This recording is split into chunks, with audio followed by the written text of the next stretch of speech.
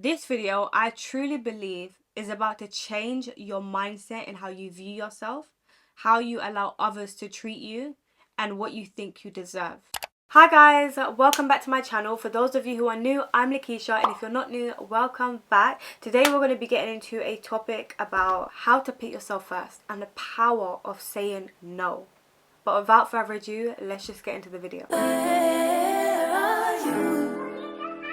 When you've continually tried to please people and continually tried to accommodate people, saying no can be very difficult. It's almost as though you feel like you're betraying the person that you're saying no to, and you feel like you're being mean. And you feel as though if I say no, they're not gonna like me anymore, or they're gonna be offended. And to avoid that, you start saying yes to people. You start agreeing to go places you don't want to go to. You start agreeing to do things that you don't want to do. You start agreeing to receive things that you don't want to receive. And by doing that, a false yes trains us to silence that internal voice and to systematically betray ourselves. Because if you're continually saying yes to people, you're giving so much of yourself to people, and you feel like you're never receiving what you're giving out. You're teaching yourself that it's okay to give and receive nothing. It's okay to give and say yes, even though you don't want to. You're teaching yourself to betray yourself. You're teaching yourself to put others before yourself. You're teaching yourself that you don't matter. You're teaching yourself that you're not as valuable as the other person. You're teaching yourself that that little voice inside of you has no weight. That you can just silence yourself in order to make the other person louder. And that's not okay. It's not okay to try and make other people feel comfortable, and that results in you feeling uncomfortable. Because especially as women, I feel like we can give so much of ourselves away, and sometimes it leaves us feeling empty and there's no one there to fill us up. And it's okay to say no and set boundaries. It's okay to start saying, no, I don't want to do that. I know I've been doing it before, but I can't do that anymore. I'm sorry, but I can't keep lending you money because, brother, you're not paying me back. Like, setting boundaries is about saying no to other people so that you're saying yes to yourself. Okay? It's not about being the mean person, being the bad guy. It's about putting yourself first so that later on down the line you don't begin to resent that person. Because sometimes when you keep saying yes to someone, you begin to resent them, and you begin to look at them like, bro, don't you know that I want to say no? Why do you keep like basically pressuring me into saying yes? And we begin to resent them. I know that for myself. I'm only going to share this story because I know a lot of women go through this, and it's something that I don't ever speak about, but it's something that I will say. Like, for example, I was in this relationship once, and I didn't want to do something with my boyfriend at the time, and I would say, I don't want to do it. I don't want to do it. I don't want to do it. I don't want to do it. And he would keep pressuring me, saying, come on, man, like, let's just do it. And like, come on, like, and he kept pressuring me, and I felt under so much pressure that I just said yes, and I gave in. And then we ended up doing it, and I didn't want to do it, and he knew I didn't want to do it because I kept saying I didn't want to do it, but I just gave in because I felt pressured. And at that time I didn't know how to say no. I kept saying yes to everything, so I just said yes, and in the end I ended up resenting him because I didn't want to do it. I kept saying I didn't want to do it, and then you just kept pressuring me, and then we done it, and it's like, I didn't even want to do it in the first place, and now I resented him.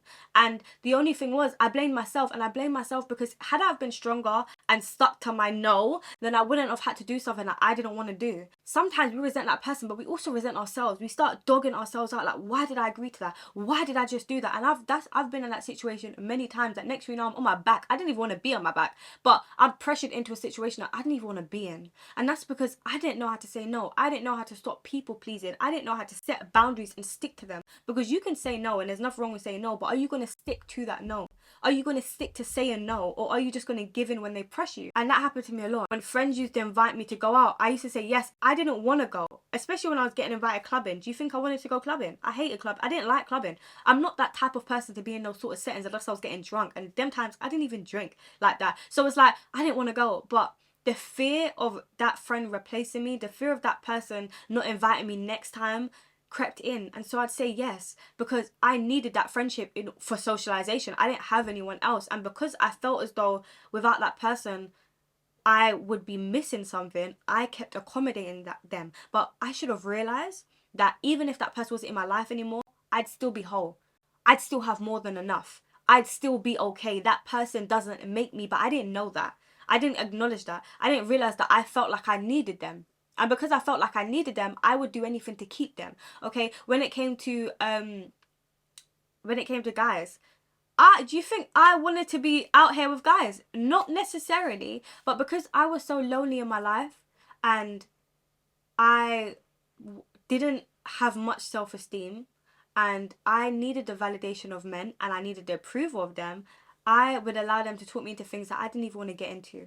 And I'll admit that because I know a lot of women go through situations where they have low self-esteem and they say yes to men, not because they want to, but because they're showing them attention and they're loving the attention, and there's no one else giving you that attention. No one else in your life is giving you that attention. No one else in your life is seeing you, and you feel like that guy has really seen you and you're thinking, wow, like, okay, fine, in order for me to get this attention, the only thing I have to do is lay on my back for a couple hours every other day. Like, you know, I could work with that, but that's not okay. You know, you shouldn't have to compromise, especially your body, for attention. You shouldn't have to, like, give something to a guy that you don't want to give just because you feel like the attention they're giving you is worth that. The box is worth more than anything. You shouldn't be giving a box away to a guy just because you're lonely, just because you feel as though he's giving you attention you lack, because that shows that there's something internally wrong. Because I'll tell you something, when I was with those guys and after all of that was done, I was laying there while he would be asleep and I'd feel lonely, I'd feel empty, I'd feel regret, I'd feel disgust, I'd feel pain, I'd feel disgusted in myself. I always felt disgusted afterwards. And don't get it twisted, I was seeing these guys, like, we were in relationships, I was seeing them. But that wasn't what I wanted to do. Sometimes I just wanted to Netflix and just chill.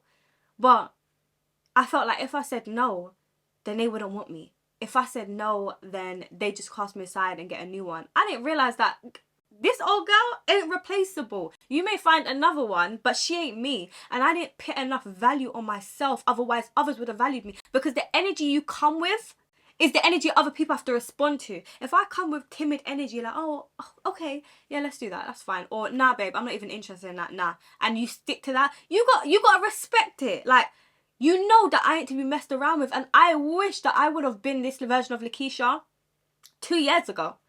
Because I only became this version of lakeishaa, I want to say, at the beginning of this year or late last year. The energy I carry is big boss energy, I like to call it. Big boss energy. I know who I am, and I'm not going to allow anyone to try to talk me into anything I don't want to do. I'm not going to allow anyone to peer pressure me into anything I don't want to do. I'm not going to allow guys to try to talk me into things. I remember one time, this is when I fell from grace. Completely fell from grace. And I'll share this story because this is important for setting boundaries. I was on a journey with God. This was 2020, I believe. And I was praying and stuff and all that stuff. But although you're on a journey with God, that doesn't necessarily mean you're working on yourself. Okay, you need to go to therapy or do self-therapy and work on yourself and work on your mental health, because sometimes your journey with God doesn't necessarily mean you're journeying in yourself. It doesn't mean you're working on yourself. That's what I didn't realize. So I was still very much self-conscious. I was still very much insecure. I was still very much looking for the attention of men, and I still very much thrived off of that attention. I was very ego-driven. I had a big ego. Like, you feed my ego, baby girl, you can get what you want. Like, all I needed was the ego boost because I was insecure. So if you feed my ego and make me feel good, okay, I'm floating off endorphins right now. They were fake endorphins, but granted. So I remember this story. I was praying and stuff. Every day I was praying and I was reading my Bible. I was on this journey with God, and I was single. And I went to this barbecue, and this is where everything fell apart. I met a guy, and when I tell you, I regret this, and it made me feel sick after I realised what I'd done. I met this guy on that same day, and ever since that day, I liked the attention he was giving me. And because he was giving me so much attention, and it's like he was almost obsessed with me, I lost all composure.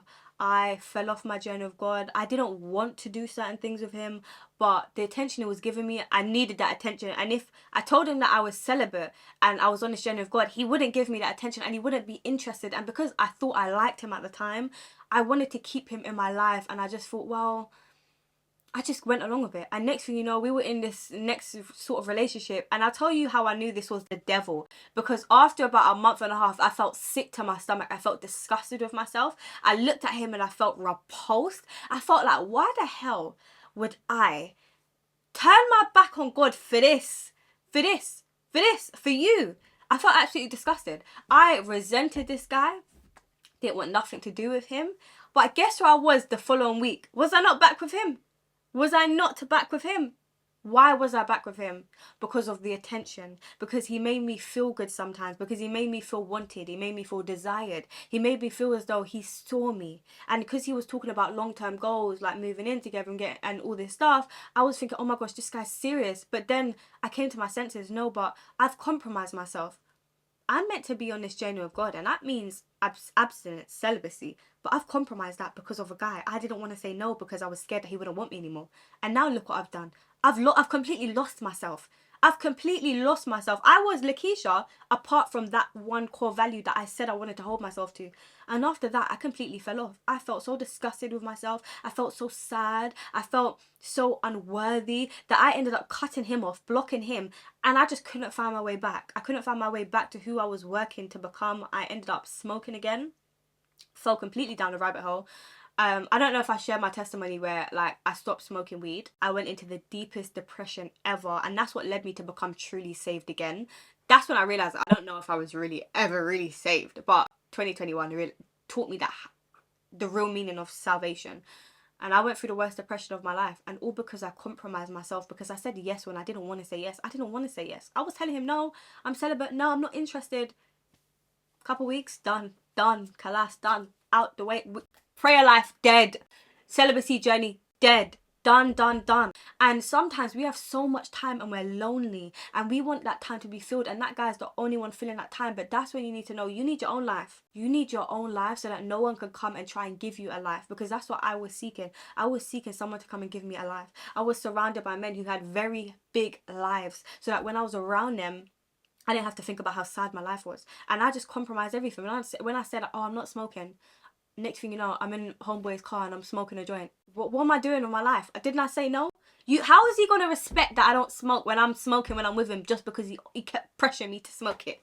How is someone going to respect your no when they know all they have to do is keep asking a couple times and you will say yes? How do they know? Like, you said that you're not giving anyone a lift home. They asked you 5 times, now you're driving them home. Didn't you say no? Like, it's not about being mean. It's about sticking to your no. It's about setting that boundary that, no, I don't do this. When guys come into my life, there's boundaries I have. I don't talk to guys past a certain time. After midnight, everything lock off. I'm not talking to you because that's demon hours, babe. I'm on an absolute journey. I'm on a celibacy journey that's been going on for a while, and you have to know not to compromise your boundaries, not to compromise your boundaries with men, not to compromise your boundaries with friends, not to just say yes because you want to please them. That guy, you've looked off that guy, you've cut him off because you know he's not good for you. He's come back. Let me take you out. Let me take you out. All of a sudden, you're ready to drop your pants because he's never taken you out before. But now he's willing to take you out. You're thinking, oh my gosh, he wants to wife me. Does he though? Does he? Oh, I've had that. Especially because when you start improving, guys smell it. As soon as I'm on this self-improvement journey, I've had my exes come back. Let me take you out. Oh, you never wanted to take me out before, but now you want to take me out. The devil sent you. Boundaries are about, it doesn't matter how people perceive you, but it's about how you perceive yourself. I have boundaries in place. After you talk to me a certain way that I don't like, done. Ice cold treatment until you learn how to properly speak to me. And that's not arrogance, but that's putting respect on myself. You have to set boundaries. Just because you was doing it before, it doesn't mean that you can't now set a boundary, whereas you don't do it anymore. I've had that a lot where now I set boundaries. When people start talking about sexual things in conversations, I opt out. I'm not into that. I don't care how you perceive me. You can perceive me and think, oh, she's a nun. She's a prude. Yeah, babe. All of that and a bag of chips. You've got to respect your boundaries before anyone can respect your boundaries. Have boundaries with yourself. Have boundaries with other people. Don't allow anyone to try to talk you into anything that you don't want to do. Okay, just because FOMO or fear of them reject you or replacing you. You got to build your self-confidence and your self-worth and keep your boundaries, because no one's going to respect a woman that doesn't even stick to her boundaries. It's hard. But it's harder looking like a fool that's compromised her boundaries than keeping to her boundaries and looking strong.